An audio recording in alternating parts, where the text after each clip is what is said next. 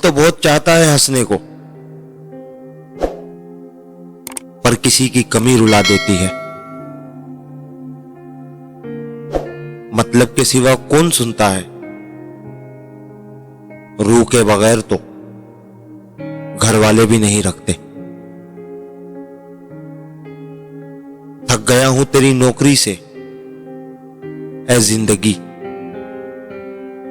मुनासिब हो तो अब मेरा हिसाब कर दे।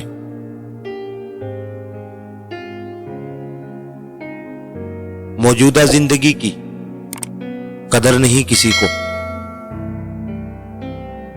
बाद में लोग तस्वीरें देखकर रोते हैं।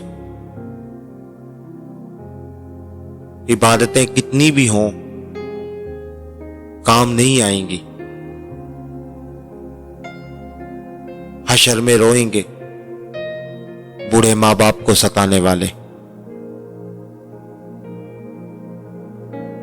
दोस्त तो बहुत थे सफर जिंदगी में, रफ्ता रफ्ता छोड़ गए हाल गरीबी देखकर।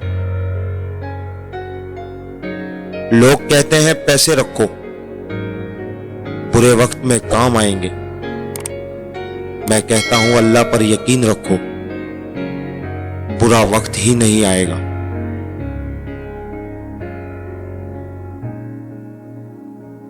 मुझे मोहब्बत है अपने हाथों की सभी उंगलियों से,